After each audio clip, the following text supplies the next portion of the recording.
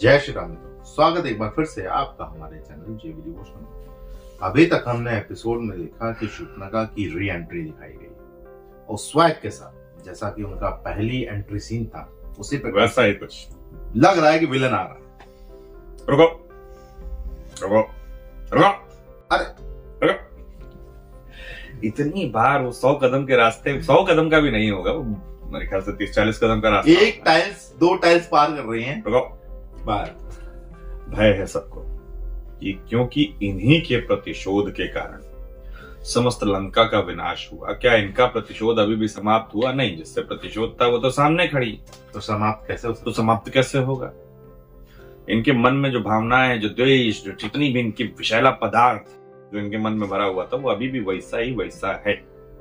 मेरा भाई चला गया, मेरा छोटा भाई चला गया, अरे पूरा घर चला गया। कैसे वो तिथि बनाऊं मैं? सब पे भरोसा कर लो, कभी शत्रु पे भरोसा नहीं करना चाहिए। ठीक है, देखते हैं आगे किस प्रकार का व्यवहार करती हैं वो माता सीता के साथ। क्योंकि माता कैकसी तो सुधर गई, इनका क्या होगा कालिया? शुरू करते हैं एपिसोड नंबर 260 पार्ट 1। लंकापति विभीषण की, लंकापति विभीषण की,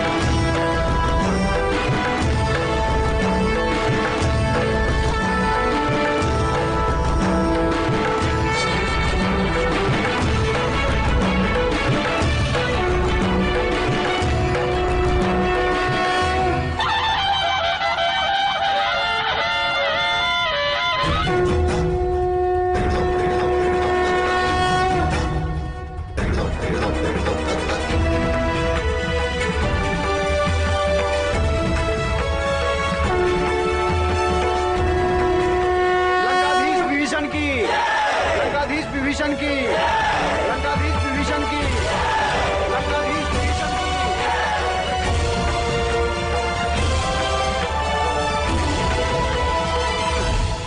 अभी देवी सीता से भेंट करने हेतु हमें अशोक वाटिका की ओर प्रस्थान करना चाहिए। मैं भी राम भैया को लेकर आता।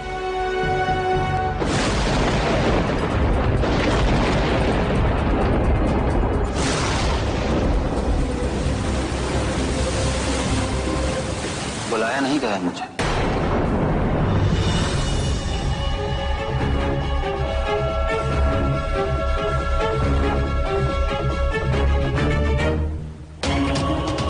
किंतु सही समय पर आना ही पड़ता है ताकि रक्षा हो सके। रक्षा? किसकी रक्षा? जिससे मिलने जा रहे हो वे तुम्हें किस नाम से पुकारती हैं?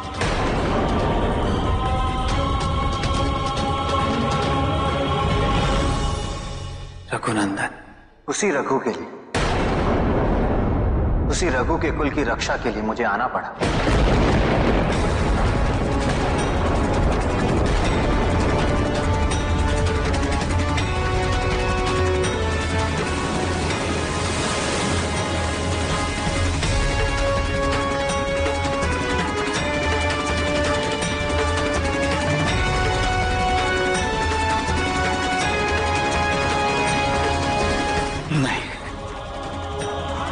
नहीं, पत्नी है मेरी, अर्धांगिनी है मेरी, सीते हैं। एक क्षण के लिए जिन्होंने मेरा साथ नहीं छोड़ा, कभी मुझे, कभी मेरे कर्तव्य से विमुख नहीं होने दिया, मुझे कभी विस्मृत नहीं होने दिया। सीते के बिना राम कुछ नहीं, कुछ भी नहीं। राम,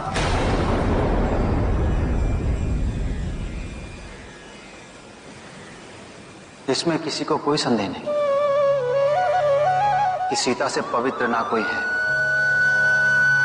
होना हो सकता है, किंतु स्मरण रहे राम, यही वो समय है जब तुम्हें यह समझना होगा कि तुम मात्र एक पति नहीं, अपितु एक राजा भी हो। एक राजा जो अपने आचरण से समस्त समाज को प्रेरित करता है। एक राजा जो शास्त्र सम्मत संस्कारों की पुष्टि करता है। एक राजा जो धर्म की रक्षा करता है, राजधर्म जिसके लिए सर्वोपरि होता है। राम, तुमने मर्यादाओं की रक्षा के लिए अब तक अनेकों परीक्षाएं दी, किंतु अब समय आ गया है तुम्हारी सबसे बड़ी परीक्षा अब आरंभ होगी।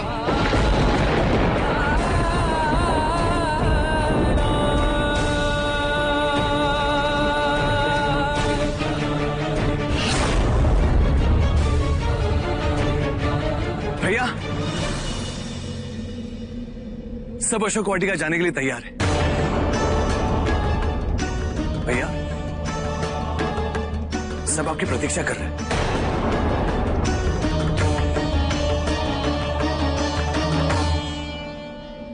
देवी सीता से कहो लक्ष्मण कि मैं उनसे मिलने की अनुमति चाहता हूं।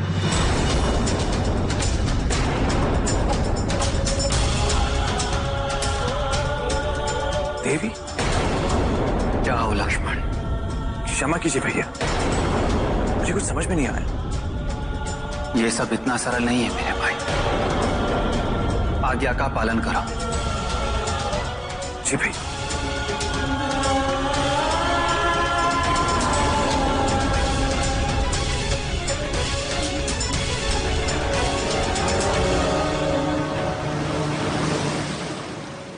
भाभी,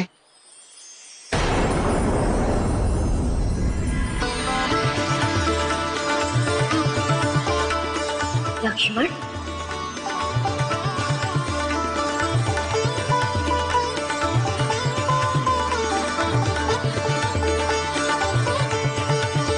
लक्ष्मण, भाभी,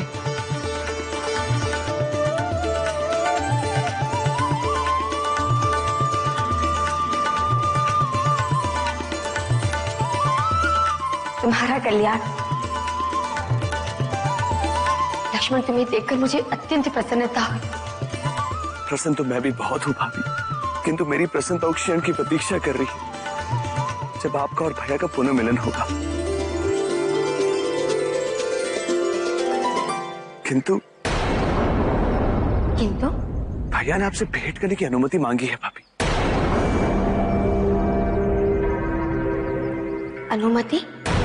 जी। जिस क्षण की प्रतीक्षा में अनेकों परीक्षाएं दी, उसके आगमन में मैं विलंब का कारण कैसे बन सकती हूँ? लक्ष्मण, तुम अतिशीघ्र जाओ और अपने भैया को लेकर लौटो। शीघ्र ही लेकर आता हूं।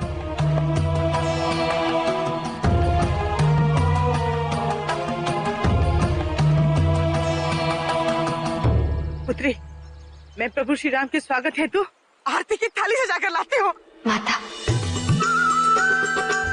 मैं चाहती हूँ कि जब वो मेरे समक्ष है, आप मेरे पास हो। हाँ पुत्री, मैं शीघ्र ही लौटती हूँ।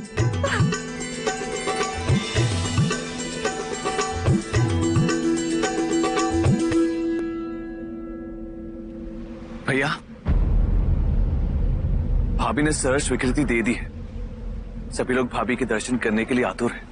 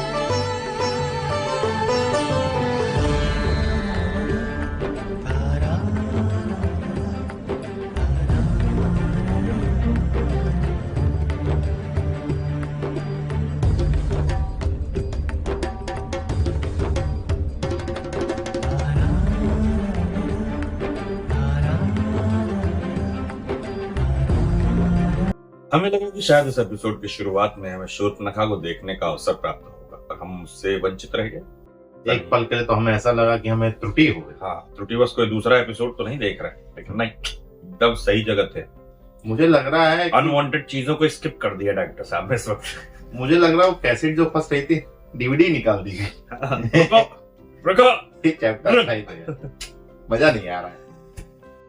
दूसरी तरफ हम लोगों ने देखा कि किस प्रकार से प्रभु श्री राम जी के मन में अंतर्द्वंद चल रहा है। बार बार उनको स्मरण आ रहा है कि मैं एक राजा भी हूं। अग्नि परीक्षा का प्रकरण आने वाला है और ये बहुत ही एक तरीके से यूं कह सकते हैं कि विरोधास्पद प्रक्रिया है, जिसमें कई लोगों के जो मत हैं वो सही की तरफ है और कई लोगों के जो मत हैं वो गलत की तरफ है। कई कहानियां भी इसके पीछे प्रचलित है कि प्रभु श्री राम जी को ये पता था वन में कि माता सीता जी जो हैं उनका हरण होगा या ऐसा कुछ हो सकता है, तो उन्होंने अग्निदेव के हवाले माता सीता को कर दिया। जब युद्ध के समाप्ति के उपरांत सभी भरी समाज में माता सीता की परछाई उनको लेनी थी, तो उन्होंने अग्निदेव को वापस प्रज्वलित किया और परछाई अग्निदेव को समर्पित करते हुए माता सीता को उनसे ली। ऐसी अलग अलग कथाएं हैं कि उनकी आभा केवल वहां गई, प्रतिरूप। तो अलग अलग कथाएं हैं, किस प्रकार से कौन सी कथा कितनी सत्य है, क्या है। अब इसके पीछे का कारण भी हमें ज्ञात है, लेकिन उसके बावजूद ये सब चीजें देखने में तो थोड़ा अलग लगती है। चलिए कोई नहीं, देखते हैं किस प्रकार से इस एपिसोड में ये विचार बहुत अच्छे दिखाए गए हैं इस सीरियल। विचार कहने का तात्पर्य यह है कि जो शब्दों के जाल यानी प्रभु श्री राम जिस प्रकार से सोचते हैं, जिस प्रकार से माता सीता सोचती हैं, और उन उस सोच को शब्दों में पिरोए करके जो डायरेक्टर साहब हमारे सामने रखते हैं वो बहुत अच्छा। क्योंकि माता सीता और प्रभु श्री राम जी की सोच एक ही दिखाई गई। अब यहाँ पे कैसे एक मत होती है देखना पड़ेगा। फिलहाल इस एपिसोड को मत करना होगा, यही समझ शीघ्र ही मिलेंगे। नहीं राधे राधे।